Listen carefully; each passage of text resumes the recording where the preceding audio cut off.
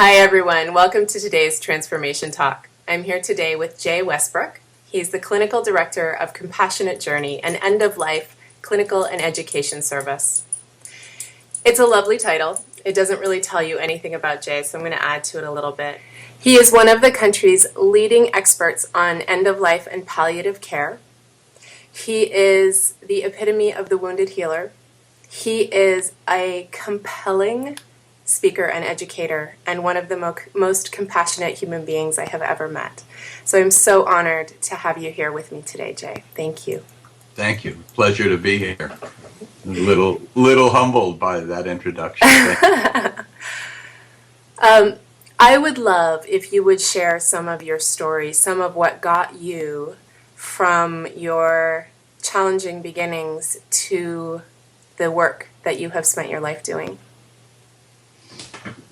Professionally, start with that beginning, or I was born in New York City. Start with some of your personal journey that took you to the place of wanting to do this work. Okay. So, although the awareness of wanting to do the work sort of came after doing the work, but born in the Northeast, born in New York City, product of chaotic, unstable, atheistic, communistic, violent childhood, divorced. My mother left when I was 5 months old. By the time I was 3, my dad had remarried and placed me with a family. And in that family for the next 3 years, I was beaten and raped on a daily basis by multiple adults and lived in a pitch black closet, ate there, slept there, toileted there, dragged out once a day for the abuse. And it made me pretty broken. And I was finally pulled out of that situation, received no help for it. Only child, moved again and again and again, and actually found drugs and alcohol as a teen, and it probably saved me, but made me stupid and led to bad decision making, and that decision making put me in front of a power greater than myself in a flowing black robe. And I was sentenced to significant time in the penitentiary here in California. I thought I was a tough guy from the streets of New York, and tough as I was or thought I was, it only took 5 hours in the penitentiary until I was gang raped for the first time. And it happened throughout my incarceration, beaten and raped. And when I finally got out, I was broken on every level that you can be broken on, spiritually, physically, emotionally, filled with self-pity, blame, judgment, cowardice, not a vision for you on any level. And sort of went forward with my life and got education and just found a different way to live. But I was working in West Hollywood at Miller Animal Hospital, and I hoped to be a veterinarian. And although I knew nothing about grief counseling, when people came in to have their animals put down or animal had been hit by a car, they would be ushered out the side door into the parking lot, and I'd go after them, and they'd be out there sobbing, and I'd be kind of doing seat of my pants grief counseling, not trained, not knowing what I was doing, but very pulled to do that work. And I didn't get into vet school. And, it's a very hard professional school to gain entree to. And so I was directed to try and at least to take a look at gerontology, study of aging, and fell in love with it. So I went through the master's program at University of Southern California and started working as a clinical gerontologist, but kept being pulled to that end of life work and kept being told by doctors and nurses, nah, you don't really know what it's like on the front line like we do. And I guess I just had that kind of ego that you don't say that to. So I said, how do you get to the front line? And nursing seemed faster and cheaper and allowed more contact with patients and families than did medicine. So I became a nurse, and although I worked ortho neuro for a while and oncology and even pain management for a while, there was definitely a strong pull to end of life hospice care. And that was my dream. And that's really where I went with it. I worked hospice for many years, just driving from one dying patient's house to another throughout the day, and co-journeying and doing the pain management and symptom control and grief counseling and that kind of work, being supportive. And then 9/11 happened, and I went back to New York, and I was doing volunteer work post 9/11. And I got a call from a hospital in Los Angeles saying that they were going to be the first community hospital in the state to have a palliative care and bereavement program, an end of life and grief counseling program. And would I be the clinical director? And I stepped into that position, and over the next 7 or 8 years, where we were grant funded, had the opportunity to be of service to patients and families across the age span. And although the majority were clearly geriatric, we worked with newborns and infants and kids and teens and adults and geriatrics.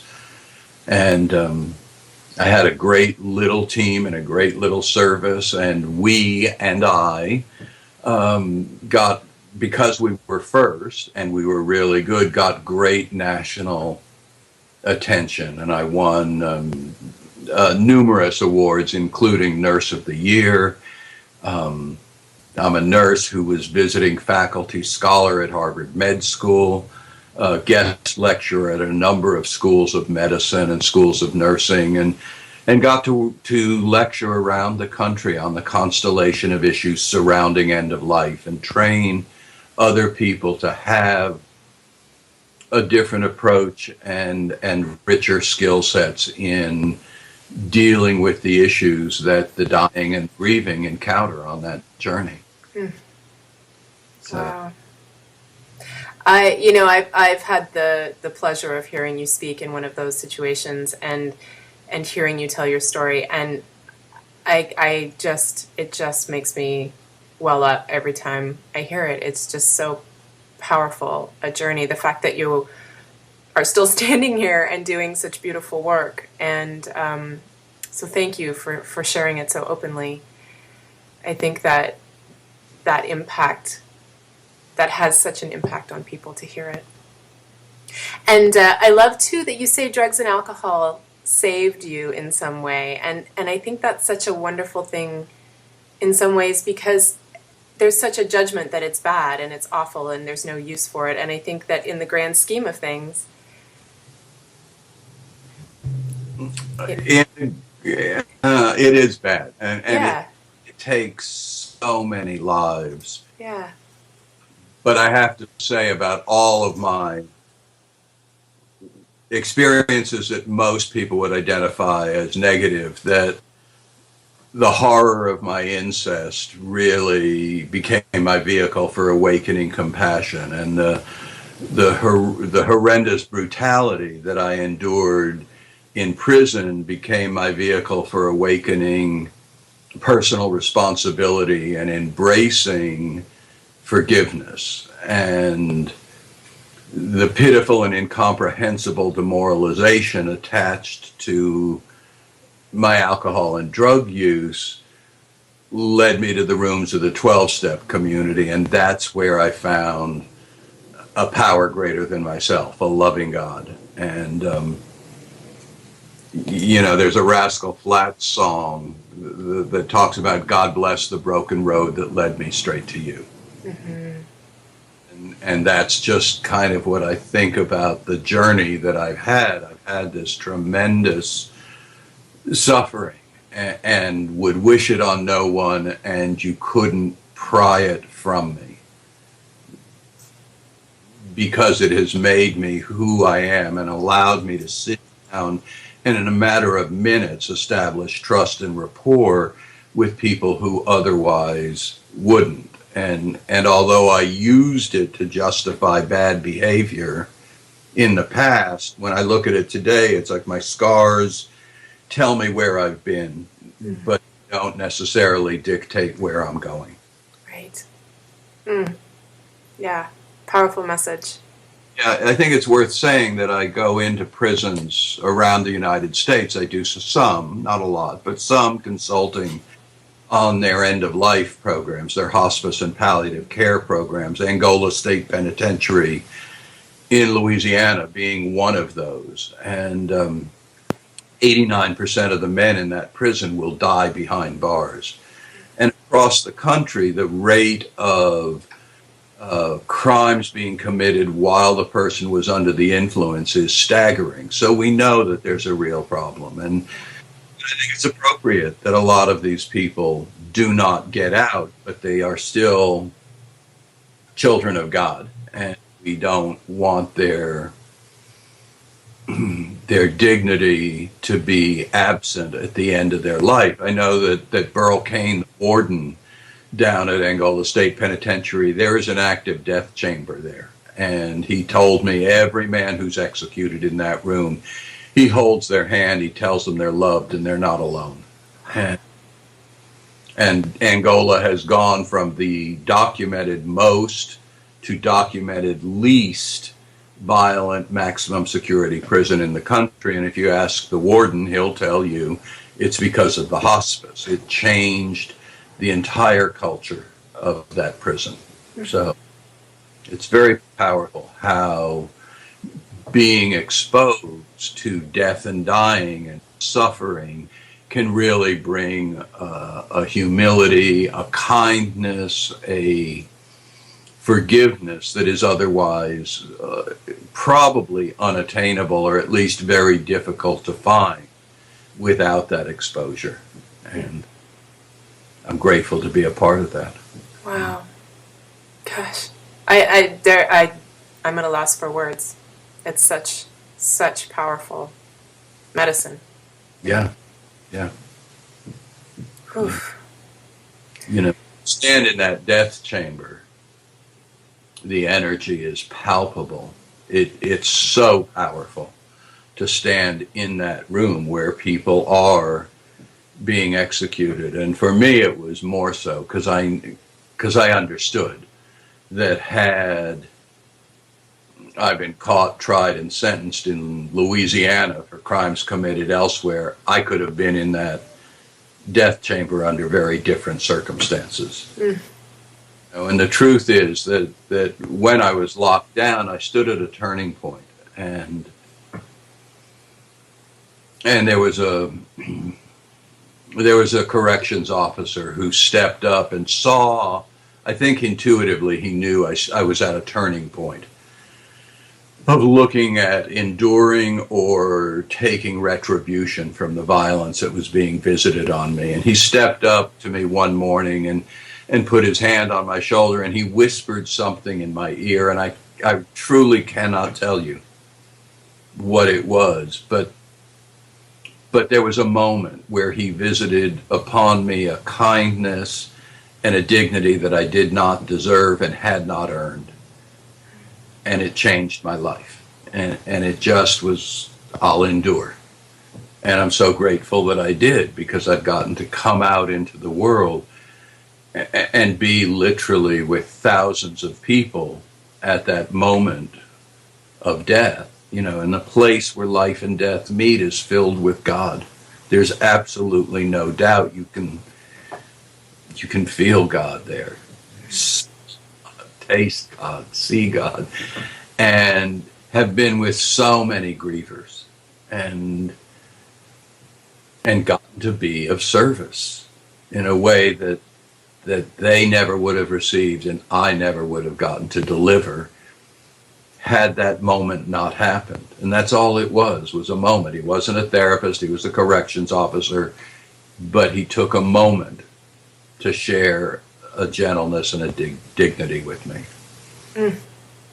What a beautiful example of how when we are able to see the beauty in someone else and speak to that, it can change a life in a moment. Yeah. He was able to see something in you that made him want to say that. That's just incredible. And that's our job. I think it's so easy to love the love. And our job is cultivate an ability to love the unlovable, think are unlovable. Mm-hmm. Well, and you know love on such a deep level, and you have had a great loss in your life this year with the death of your wife, Nancy. Yeah. Yeah. June 7th, 1968, she was dragged to a party in Pacific Palisades that she did not want to go to, and it was a going away party for some guy she didn't know, and that was me. And I was headed to the East Coast, and my friend George came up with his arm around her and said, "Nancy, Nancy, she wants to walk on the beach, and it's not safe at night, even in the Palisades. So go with her." And I did. And we walked that stretch of beach in Pacific Palisades in front of Gladstone's for, I don't know, 6.5 hours. The sun came up. We were in love, and we were never apart after that, other than my little trip to prison. But other than that, we were never apart, and it was thunderbolt love. Fell into a deep, amazing love. I will tell you that the 12-step always had the feelings of love. It really took the 12-step experience to teach me how to translate the feelings of love into loving behavior. It wasn't self-serving, self-centered, self-driven. And end of last December, she was diagnosed with pancreatic cancer, stage 4, given 4 months to live, and lived 7, died July 17th of this year, in my arms, in our home, on hospice, and the ground is out from under me, and I'm grieving profoundly. But I think there are a couple of important things to say about that grief. And one is that I have reframed it. And I don't in any way deny it, but my sense of it is small price to pay. Small price to pay for the deep and lifelong love we got to share. And the other thing was really making, as a grief counselor, making sure that we were complete in our relationship so that I could grieve more purely. No woulda, coulda, shouldas, or if onlys. There is nothing that I didn't say to her, and nothing actually that I didn't hear from her in terms of how much we loved one another, what we were sorry for, what we forgave, how proud we were, how much we appreciated, how much we loved, how grateful we were. All of that got communicated, not just felt or thought, but communicated to one another before her death. And, she was struggling she had an amazing journey, and really didn't struggle or become bedbound until the last 18 or 20 hours. Wow. And thank God, because she is a goer and would not, not in any way want to be bedbound. And I just said to her, "Honey, I love you so much, and I will miss you, but I will be okay. So if and when you're ready, you have my permission to let go." 2 minutes later, she was gone, and I said, "Vaya con Dios," to go with God. I sang Happy Trails, the old Roy Rogers song, and just kissed her, and she and God left, and you could feel that, as I said earlier, the place where life and death meet is filled with God, and you could feel God in the room, and you could feel when Nancy and God left. And so now, it's just that awkward period where I get to wait to take care of Jay and take care of the dogs and continue to be of service until we get to be together again. Wow. And I haven't had a bad day since her death. I've had some horrendous hours and minutes, and I'm really great until I'm not. And then I'm on the floor in the fetal position. But I have an amazing life. And I'm good. I'm sober. And I'm absolutely certain, that Nancy is not at the bottom of a bottle. There aren't enough bottles to kill the pain of the grief. So I go forward as a engaged in my fellowship, and I do my teaching, and I do the work that I do, and I remain grateful, for the opportunity to feel these feelings and to have had what we had.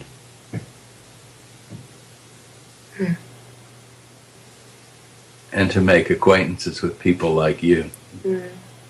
Yeah. Amazingly kind face that you've had. Thank you.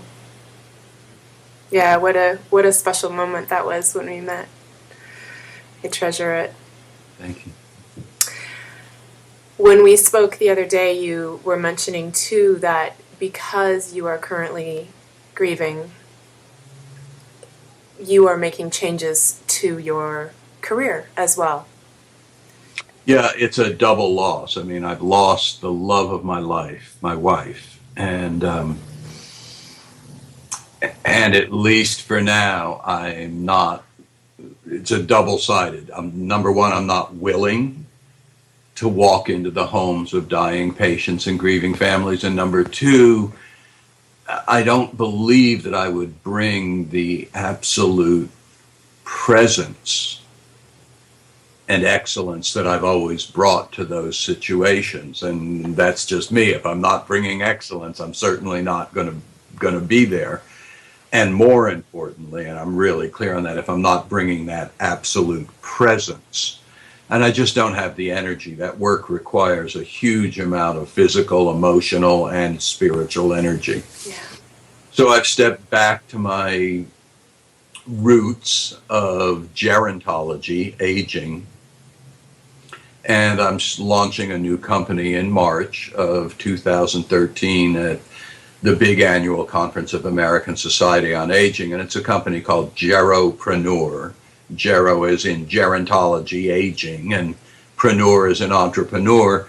And I'm going to be training professionals in aging to become judicial entrepreneurs, to serve and prosper, to be expert witnesses for elderly clients in a very specific and narrow niche of aging. And so it'll be a training program so that people can either replace or supplement their current income. And the target will be people who work with the elderly, but who are terrified that their position or even their agency may disappear because of funding cutbacks.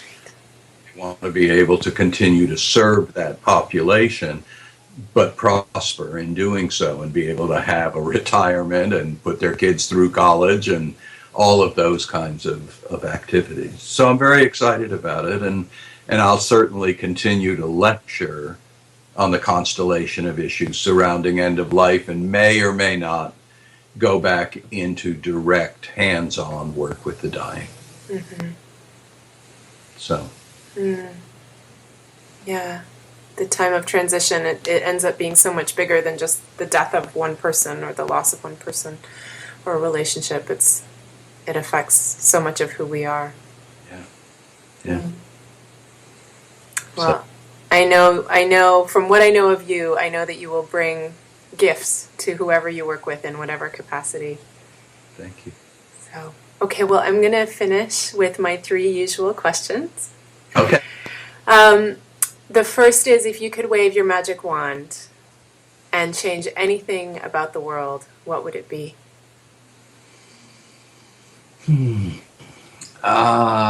Probably an end to abuse and neglect of animals. I don't know about taking it away from people, because I've suffered so profoundly, and it has been so essential in creating who I am, that I don't know that I would take all of that away. But with animals, both neglect and abuse, exploitation, abuse, and neglect of animals worldwide would be great. Yeah, I'm with you on that. What brings you the most joy right now? I don't think it's changed. I think it's what it's been for a long time, and it's when I'm in service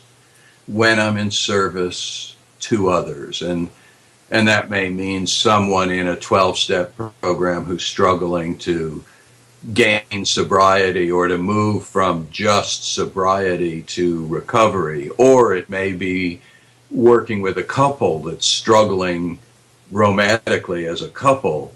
And I have such amazing tools that Nancy and I cultivated that I'm able to share those. Or it may be on the phone with somebody who is caring for a dying person and doesn't know how to be, or what to say, or what to ask the doctors, or how to decide about chemo versus hospice, or feeding tube versus what other alternatives are there, but whatever it is, or if it may be lecturing, to a group of student nurses or med students or professionals in aging, or it may be mentoring. I mentor some graduate students at USC School of Gerontology and at a couple of schools of nursing.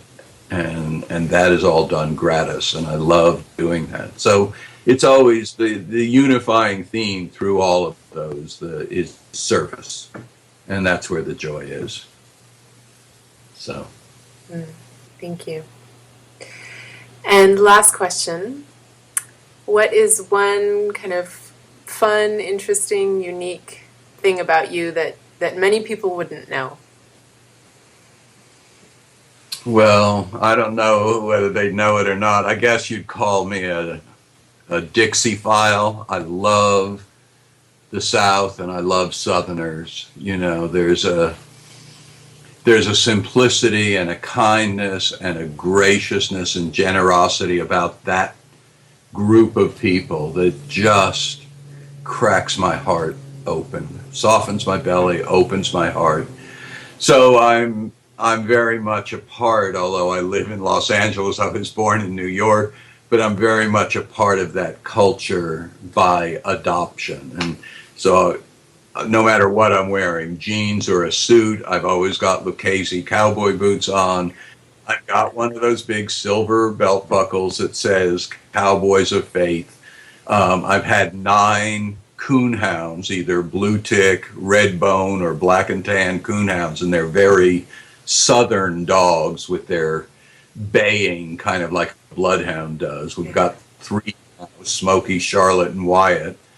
And although I could drive whatever I chose to, the truth is I drive a pickup truck because I love a truck and kind of sitting up higher and seeing what's happening out in front of me.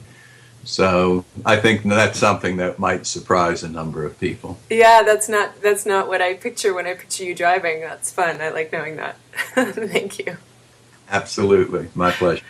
Well, Jay, it has been such an absolute honor to talk with you today and to share you with everyone here. And I just am so grateful to have met you and to have you in my life and to know that you are in the world doing what you're doing. Thank you so much. My pleasure. Absolutely. And if people want to find you, I'll just have you give me the information so that we can put it in the bio so that if anyone wants to contact you to speak or to teach or anything like that, or for your new business venture, they'll be able to find you here. Wonderful. I look forward to that. And I should say my teaching is very much in the narrative tradition of American Indians. It's storytelling. It's not PowerPoint lecture, red laser pointer kind of teaching. It's very much storytelling. So I would love to do that. And I'll get that information to you. Great. Thanks so much, Jay. Okay. Bye. Bye.